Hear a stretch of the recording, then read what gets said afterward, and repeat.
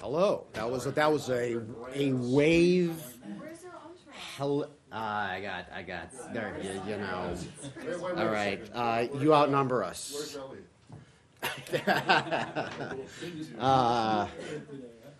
Maybe tomorrow. Right? Maybe tomorrow. Thanks for coming. Is that foreshadowing something important happening? No. No. St. Patrick's Day. I am wearing green because Palladino is an old Irish name, right? Okay.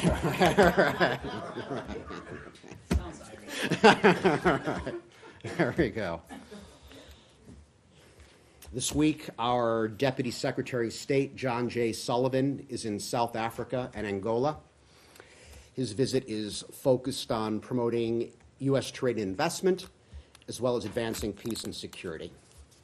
Today, in South Africa, the Deputy Secretary held meetings with a range of stakeholders, during which he discussed South Africa's business climate, IBM's investments in entrepreneurship and innovation in Johannesburg, and the value of U.S. government exchange programs. In addition, he will tour the Zola Community Health Center and meet with beneficiaries of the President's Emergency Plan for AIDS Relief Program.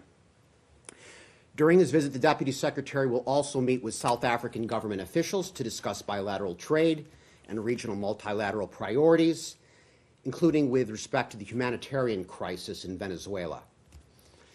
In these meetings, the Deputy Secretary will stress the importance of prioritizing economic partnerships based on mutual respect that help African nations take control of their economic destinies. In Angola, Deputy Secretary Sullivan will meet with President Lorenzo to discuss a range of global economic and security issues. The Deputy Secretary will co-chair a session of the United States-Angola Strategic Dialogue with Foreign Minister Augusto. They plan to discuss the ways for our partnership to grow in areas such as economic engagement, security cooperation, and development programs, as well as efforts to ensure humanitarian assistance reaches the Venezuelan people. While in Luanda, Deputy Secretary Sullivan will also deliver remarks on the administration's Africa strategy to members of the business community and meet with representatives from civil society, youth leaders, and the United States mission personnel to underscore the depth and breadth of the United States engagement in Africa. We are focused. I also want to highlight two important announcements that were made today by Secretary Pompeo's Special Representative for Syria Engagement, Ambassador Jim Jeffrey. This was done at the third Brussels Conference on supporting the future of Syria and the region. Today, the United States announced more than $397 million in additional humanitarian assistance for the people of Syria as part of the United Nations Syria Response Plan. This reflects our commitment to providing critical life-saving support to any Syrian impacted by the conflict, no matter where they live, both inside Syria and vulnerable refugee communities in Jordan, Turkey, Lebanon, Iraq, and Egypt. U.S. humanitarian assistance is now more than $9.5 billion since the start of this crisis, and we appreciate all donors who have stepped up, and we encourage others to help meet the growing need as well. Ambassador Jeffrey also announced, at the direction of the President, and subject to congressional approval, the United States' intention to provide additional $5 million to support the vital life-saving operations of the White Helmets in Syria and the United Nations International, Impartial, and Independent Mechanism, the IIIM. The United States strongly supports the work of the White Helmets. They have saved more than 114,000 lives since the conflict began, including victims of Assad's vicious chemical weapons attacks, and we stand firmly with them against attempts to delegitimize their work. The IIIM is charged with assisting the investigation and prosecution of persons responsible for the most serious crimes under international law committed in Syria, since March 2011. We're proud to support these efforts. These contributions demonstrate the United States' commitment and ongoing support for justice and accountability in Syria. And with that, I'd be happy to take some questions. Thanks, Robert. Can we start with Venezuela briefly and the return or the departure of the remaining American diplomats from Caracas? In the statement that the Secretary put out announcing that they had left, it ends with the sentence, "We look forward to resuming our presence once the transition to democracy begins." When, in the administration's view, what does the transition to democracy begin? Is that when Maduro leaves, when he accepts or agrees to new elections? When does the transition to democracy begin? Yeah, hopefully soon. Well, and what is the trigger for not the date? Although I note that we will define it when we see it, and I'm not going to specify exactly how it looks, but so it's possible then that that you could reopen or restaff your embassy while Maduro remains de facto in power, at least as you would. No, that's a hypothetical, and I I'll know what your definition of hypothetical is. yeah, you're saying Because if not- you're saying if this No, were to in fact- happen, in fact- that is no, the no. definition of a hypothetical, actually, Robert, right? except I didn't use the word if. All right. How about this? Can you foresee a situation in which U.S. diplomats return to Caracas while Maduro is still what you would consider the de facto or is still running the government? Not the word if. It does not exist in that sense. It's not a hypothetical. We are looking forward to the day when they can return to witness firsthand transition to democracy. So I have a very hard time with that formulation. But just to catch you up on where we are, all diplomats that had remained in Venezuela have now departed the country. They were and they continue to be fully dedicated to the mission of supporting the Venezuelan people's democratic aspirations and desire to build a better future. They will now carry that mission forward from other locations. The United States remains firm in our resolve and support for the Venezuela people, the National Assembly, and Interim President Juan Guaido. We look forward to returning our presence to witness firsthand Venezuela's transition to democracy. Michelle. Thanks. How great is the State Department's concern that Maduro or his supporters might try to arrest Guaido at this point? What I would say is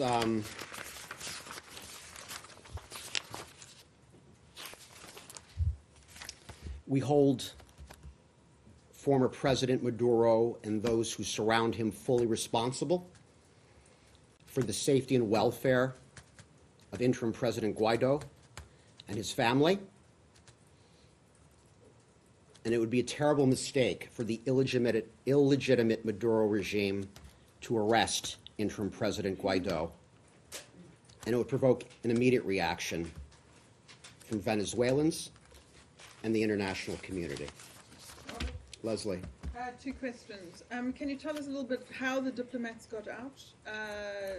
There were reports that it was a military plane. We've had U.S. officials say it wasn't. Can you just tell us, and what time? And number two, who have you appointed a protecting power or powers? Right. I can confirm that it was a civilian charter. It was not a military plane. And as far as an interim power goes, we're working to identify a country to act as our protecting power in order to provide limited services to any remaining United States citizens in Venezuela. and we expect to make an announcement quite soon. So who's protecting the property is there anybody protecting that property right now, or, was part of the civilian charter also bringing out, equipment and other things? Yes. Let's just say we had things that weighed quite a bit that would require a civilian charter plan. Right. Is there a little bit more on Venezuela, please? Equipment, or some of our equipment. Yeah, sure. Like Any what? more on Venezuela? Please, go ahead, Abby. Wait, hold on, wait. Like what? Weighs a lot? Like desks? What did Not quite, no, I'm not gonna go into details, but we had enough that Tigers? United Airlines is not going to be happy with us. Please, go ahead, Abby, whatever. Can you speak a little bit about the Americans who are still there, American citizens, and what it is that the State Department is doing or suggesting as far as their own efforts to leave the country? Right. As far as American citizens that remain in Venezuela go, we will hold former President Maduro and the Venezuelan military and security services directly responsible for the safety and welfare of U.S. citizens in Venezuela. U.S. citizens residing in Venezuela or traveling to Venezuela or traveling in Venezuela should strongly consider departing Venezuela. There are limited commercial flights that remain available, and you saw our travel advisory that we updated. It was 2 days ago now. We remain at level 4 with the strong warning: do not travel. That hasn't changed. Our embassy is not able to provide consular services at the moment, as our personnel have departed. And as to Reuters' earlier question, we expect to be able to announce more details soon on what provisions we've been able to arrange. More on Venezuela? Yeah. Sure. Let's go Efe, please. Thank you. In the statement, the secretary said that these diplomats, they are going to continue to work from other locations. Are they going to work from Colombia, from Brazil? And if you are discussing this with these countries, and also when do you estimate that this work will resume, when they will continue working? Well, we have a Thank you. task force here in the State Department that is operating pretty much around the clock and has been operating since the beginning of this. Many of these personnel will join that effort, and as the special representative mentioned on Tuesday, much of his efforts that he is spearheading is benefiting from a lot of the talent that has had to withdraw from Caracas. As far as where else and how else we are looking to effect change and continue to work on these issues, I'm not going to be able to go into detail on that effort, but there's a lot that remains to be done. And, for example, the United States continues to impose visa restrictions on corrupt individuals who enable Maduro's theft of Venezuela's assets for their own personal gain. And we are applying this policy to numerous Maduro-aligned officials and their families. Since this past Monday, March 11th, we have revoked 340 visas, 107 of which include visas of Maduro's former diplomats and their families. Sorry, 100 and how many? 107 of which. And the rest? 340 since Monday, 107 of which include visas of Maduro's former diplomats and their families. This action brings the total number of revoked visas to more than 600 since late 2018. Additional visas are being considered for revocation. Ronan, I'm still intrigued by what it is that weighs so much that you had to get out of the embassy. I mean, was it like office supplies or computers, or is it like, you know? Matt, I don't have concrete or- details. or I what? don't Well, have Can you find details. out? Because, I mean, I just think it's just kind of interesting. Anyway, the other thing I just wanted to ask is, you know, when you say we will hold former President Maduro and the security services responsible for, isn't that, when you say when you insist on calling him former president, and then also say that he's responsible, aren't you conceding that your efforts to promote or to push Juan Guaido as the legitimate leader has failed? Because you call this guy former president, and yet you accept that he has responsibility over, or you insist that he has responsibility for the safety and security of American citizens. He still has de facto control over, issuing orders to colectivos and the, overall just complete deterioration of the situation that has taken place. That deterioration, as the secretary and the special representative have spoken about, has been the driving, one of the driving forces why what was no longer sustainable. Right, so you don't see that as a concession that your attempts to promote Guaido have come to naught so far? No. No. No.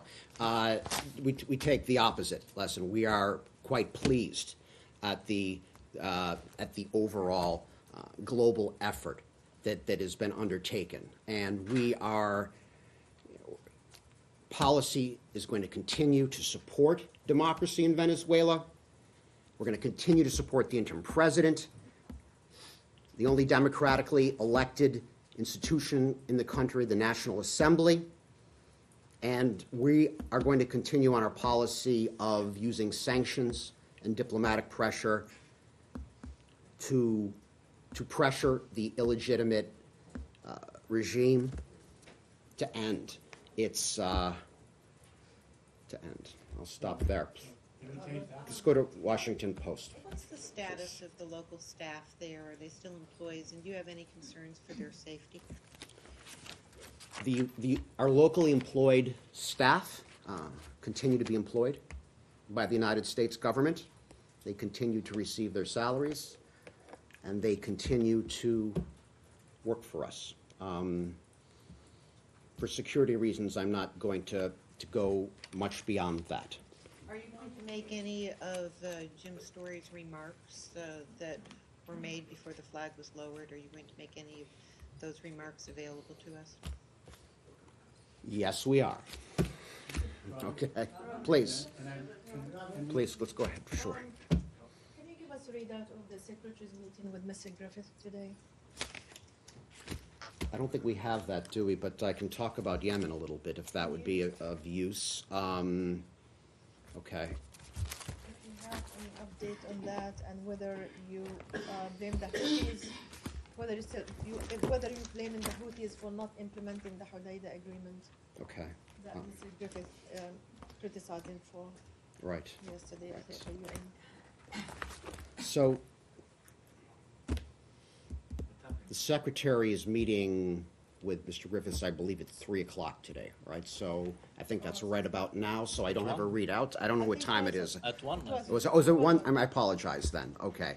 I don't have a readout yet to provide. Can we get a readout as soon as you Hope so. can? Hope so, yeah. We'll try to get that to you, okay? Our focus hasn't changed in Yemen. We're focused on supporting a comprehensive political agreement that will end the conflict.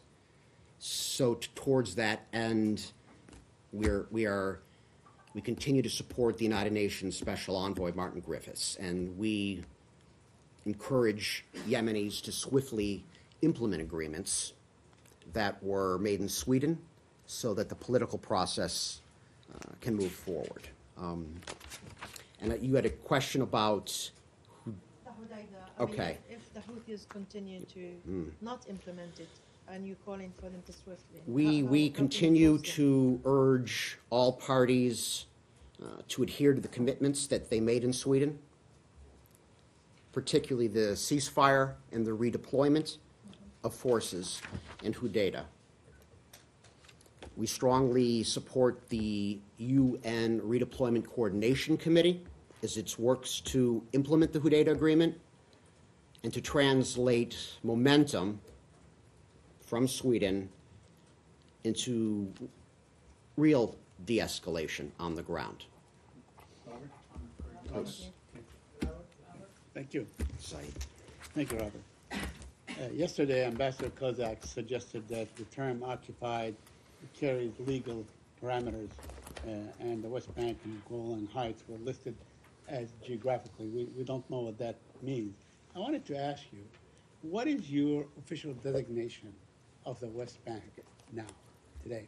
How do you designate it? As we stated last year, we retitled the Human Rights Report to refer to commonly used geographic names in the area that the report covers: Israel, the Golan Heights, the West Bank, Gaza. And this is in line with our practices generally. I'm not talking about the human rights in particular, reports in particular, but what is your designation for the West Bank? I mean, by dropping the term occupied, you are a signatory to Resolution 242, 373. So does that compromise the moral standing of the United States when it drops its commitment, or it's a signature, actually, on these resolutions? Yeah. Our view on the status of Golan Heights, West Bank, Gaza Strip, that has not changed, and I don't have anything to add beyond that. And one last question. Last week on Friday, Mr. Jason Greenblatt, the envoy to the peace process, whatever it is, he spoke at the UN and basically sided with Israel on confiscating the tax money. Now, and he, in subsequent tweets and so on, he alluded to the Taylor Force law that was passed here, but that pertains to American money. This money that Israel is taking is Palestinian money, and it is enshrined in agreements between the two sides, in the Paris Accord and the Oslo Accord. So, explain to us why. First, why do you support the Israeli decision? And second, isn't that a breach of agreement that you oversaw? As far as Mr. Greenblatt's words and tweets and whatnot, I would refer you to the White House. That's his policy. For that, I mean, he's not as far speaking on as the behalf of Taylor, himself. I mean, we have said clearly many times before that the United States condemns the abhorrent practice of the Palestinian authorities' payments to imprisoned terrorists and the families of terrorists. It's the Taylor Force Act addresses this practice. That's why it's relevant. And by restricting United States economic assistance that directly benefits the Palestinian Authority until it ends those payments. So this is something the United States continues to press the Palestinian Authority on, to discontinue this reprehensible program that incentivizes terrorism. We strongly urge the Palestinian Authority not to reward terrorist violence.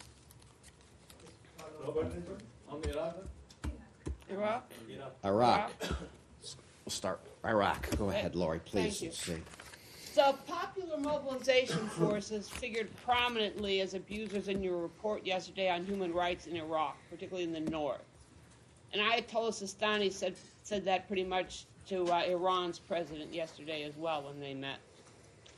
So do you think security and stability can be regained in Iraq without addressing this problem? Or aren't the Sunni Arabs, as long as they're being subject to abuse by sectarian militia, going to keep turning to a group like ISIS, just to get away from this abuse?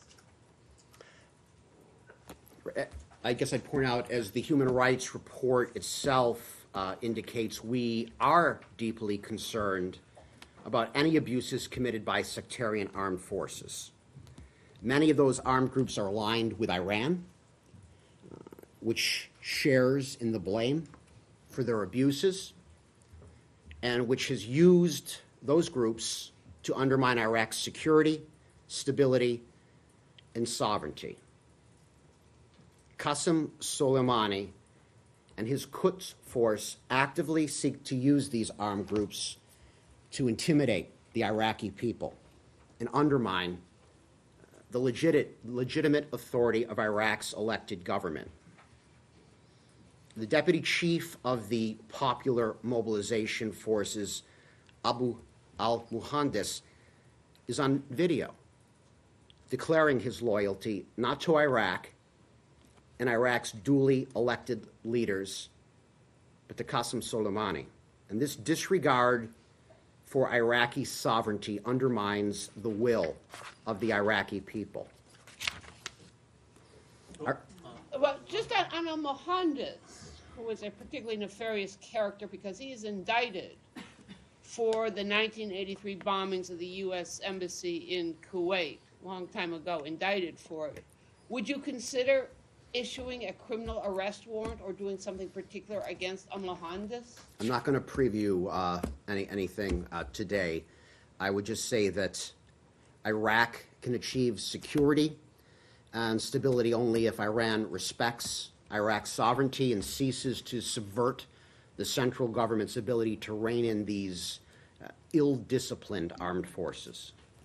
Robert, on the Iranian president visit to Iraq, he met with the tribes leaders and he signed several agreements with the Iraqi government. Do you have any comment on these agreements and how can they help the U.S. sanctions on Iran? We respect Iraq's sovereign right to conduct its foreign relations for the benefit of the Iraqi people. I guess we'd say we think it's a shame that Iraq's neighbors don't necessarily see it the same way. The Iranian regime speaks of cooperation with Iraq, but as the Secretary noted just yesterday, its actions are aimed at subverting Iraqi sovereignty, making Iraq dependent upon Iran, and turning Iran into a vassal state. Turning Iraq into a vassal state. The Iraqis are a proud people. They value their independence and sovereignty, and they have long memories. Their skepticism about Iran's intentions is understandable. But Stop they there. signed the agreements that might undermine the U.S. sanctions on Iran. I haven't seen that yet. Now I'd take a look. I don't want to speak on it. Robert, do you also respect Iran's sovereign right to conduct foreign policy the way it sees fit? Iran's malign influence is well noted. Its lack of respect for the sovereignty of its neighbors is well demonstrated, and that is a malign influence that the United States will continue to encounter. But do you believe that Iran has a sovereign right to conduct foreign policy? Or is it only if their foreign policy is something that you don't object to? Absolutely not. We're talking about, I'm just asking, do they have a sovereign right to their own? we respect each nation's right to conduct foreign policy, absolutely. I already asked on you. Afghanistan. I think we should probably do Afghanistan, okay? Okay, do we have communal Afghanistan? All right. Is there a question? Who wants to ask the question? Connor, please, let's go ahead. Thank you, Robert. The Afghan National Security Advisor is in town and gave comments this morning that I'm sure you're aware of, really blasting Special Representative Khalilzad, accusing him of weakening the Afghan government so that he could one day become the viceroy, saying that the U.S. talks with the Taliban are the wrong approach and have undermined the government's legitimacy. Would you care to respond to that? To the comments themselves, we don't believe that they warrant a public response. But I would add that our Undersecretary for Political Affairs, David Hale, is meeting with him as of 20 minutes ago, 3 o'clock this afternoon, to communicate the United States government's displeasure. We remain in close consultation with President Ghani, the Chief Executive Abdullah, and other senior members of the Afghan government on all matters involving peace in Afghanistan. And at every available opportunity, often multiple times during a single trip abroad, Special Representative Khalilzad has traveled to Kabul for updates and consultations. Khalilzad and President Ghani also speak regularly by telephone. In addition, Ambassador Bass, our ambassador in Kabul, and his team, they're in touch with President Ghani on a near daily basis. So there is no lack of coordination.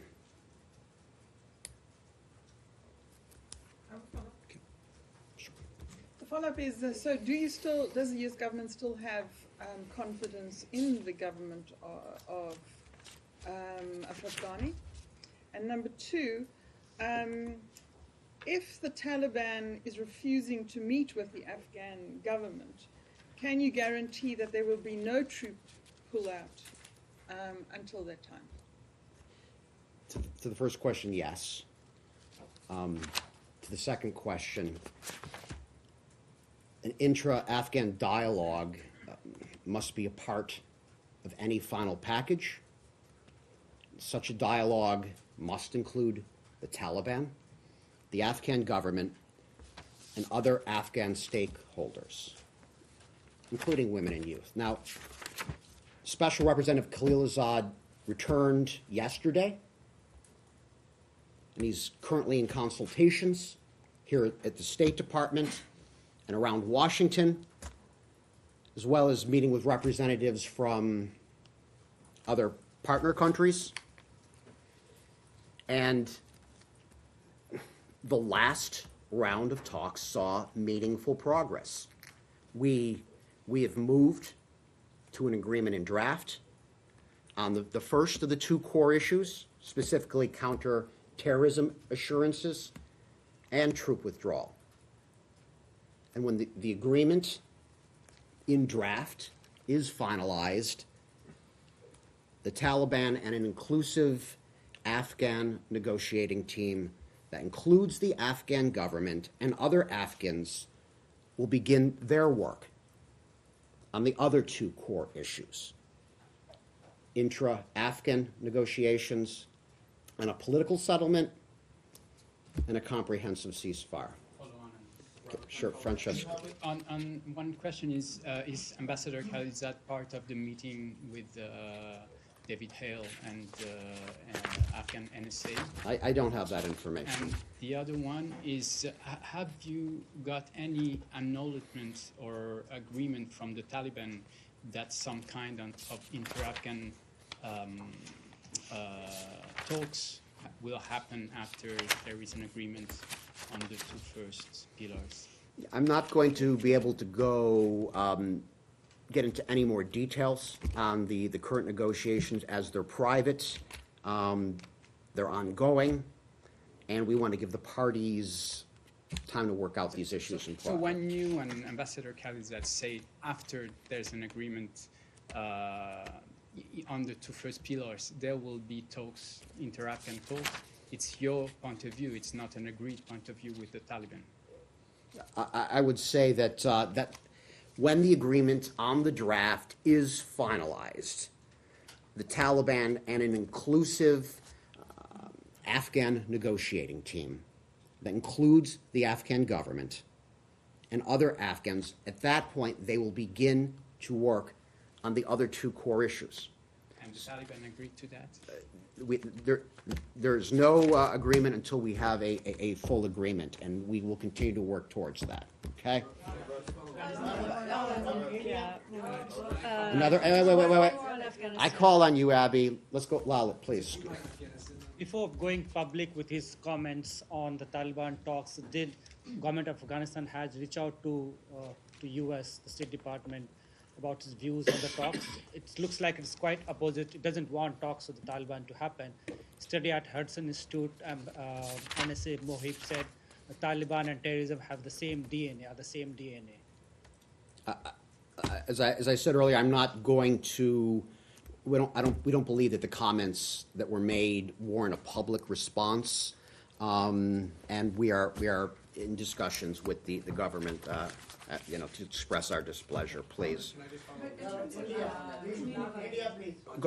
Go ahead. Okay.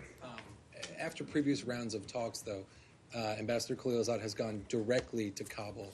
He didn't do that this time. Was there a particular reason why he didn't go to consult the Afghan government immediately afterwards? Both Special Representative Khalilzad and Ambassador Bass are in close consultation with President Ghani, Chief Executive Abdullah, and other senior members of the Afghan government, as well as the country's broader political leadership on all matters involving peace in Afghanistan. And in our talks with the Taliban representatives, we are getting to a place where the Taliban and an inclusive Afghan negotiating team can come together to discuss a political settlement that ends the conflict. This intra-Afghan dialogue must be part of any final package, and such a dialogue must include the Taliban, the Afghan government, and other Afghan stakeholders. So we are in continuous daily coordination, and I'll stop there. All right. One last question. So, please, right here. Go ahead, Cindy. Go ahead. Thank you. One more just follow to that. Has the U.S. received assurances from other members of the Afghan government that the National Security Advisor's opinion is not representative of the full Afghan government? Well, as I said earlier, we're confident in our Afghan government partner. Please. Yes, let's go ahead. And So you don't think that he represents the Afghan I did not say that at all. We remain confident in our Afghan okay, government well, partner. And I've already explained that there is a meeting going on as we speak, Yes. and we'll provide a readout on. I hope so. I don't know. I hope so. Okay. I'll try. I'm going to try. I'll try. Transition to democracy is there. Janny, please go ahead. Okay. Oh, you're so nice. Oh, well, I don't know. Can you give us on the readout of working group meeting between Alex Wang, Assistant Secretary, and South Korean delegations today? Okay. You are referring to our Deputy Assistant Secretary, Yeah. Alex. United States, this is the United States Republic of Korea Working Group. They held a working group meeting earlier today here in Washington. This is something that is happening routinely now, regularly. It's part of our comprehensive and close coordination over North Korea.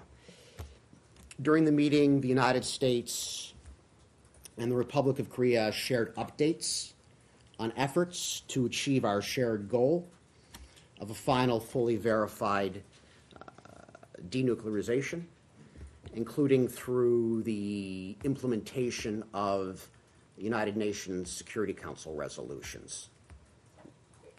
The two sides reaffirmed their commitment to continue regularly hosting these close these consultations and coordinations as alliance partners.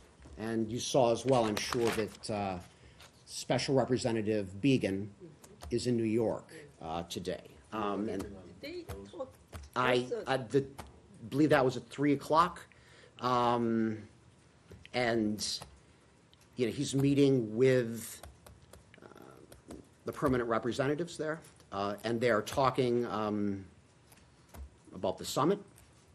As he's providing a briefing on the summit and what we are doing, the world is doing to ensure the full implementation of the United Nations Security Council's resolutions on this matter.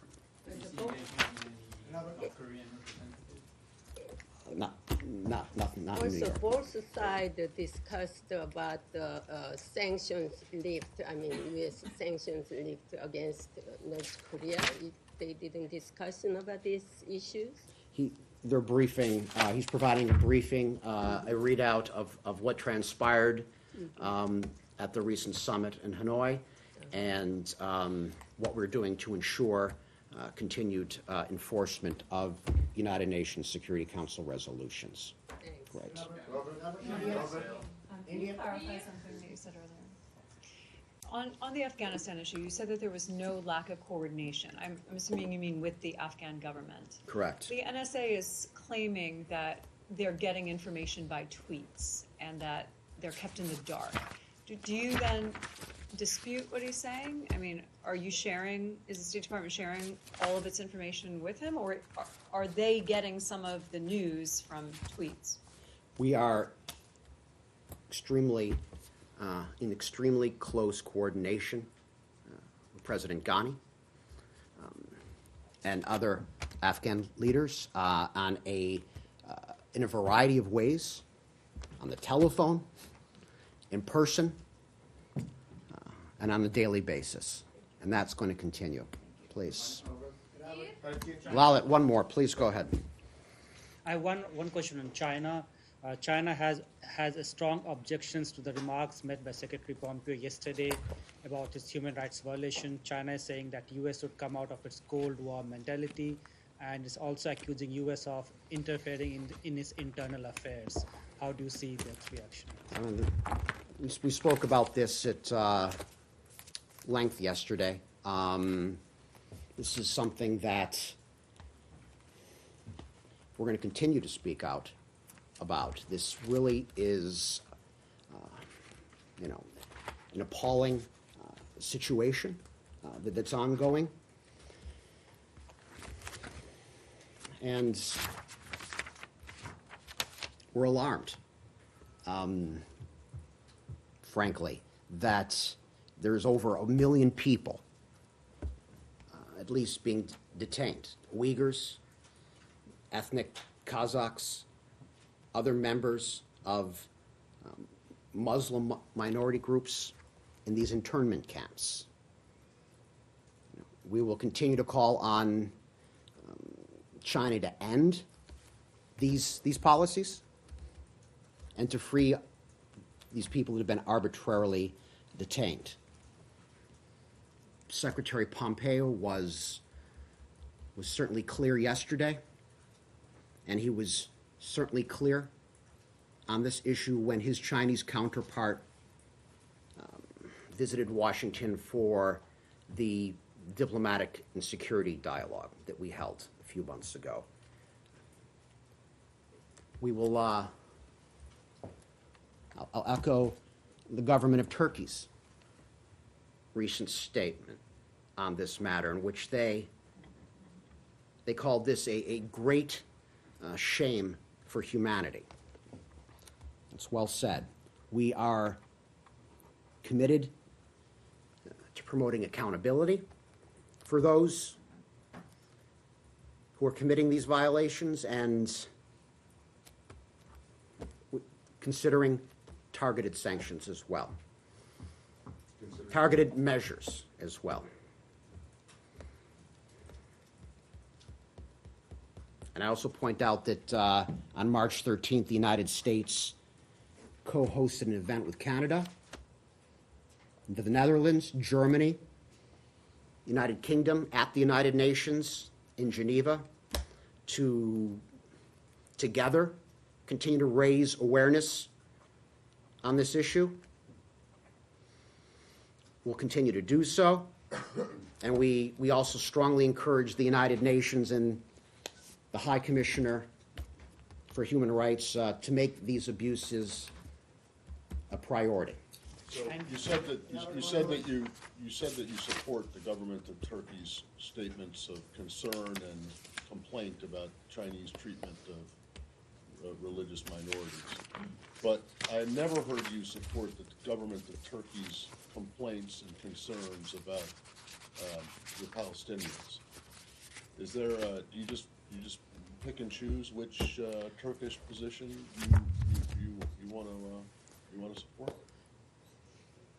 The Turkish government's February 9th statement was well said, in which they stated that the reintroduction of internment camps in the 21st century and the policy of systemic assimilation against the Uyghur Turks carried out by the authorities of China is a great shame for humanity.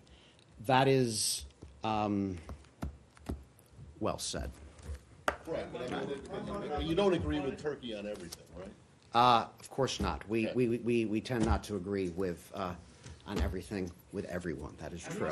That's good. And so, I'm so okay. Last question, please. Go. You got me. Go ahead. General Danford today in his testimony in the Congress, he said that the troops in Iraq would be slightly less than the number. And President Trump said in his last visit that you will remain the troops there to watch Iran. Is there any change in the strategy? No change in our strategy, and I haven't seen General Dunford's comments, but for anything further on that, I would refer to the Department of Defense as well. We're gonna stop there, guys. Thanks, guys.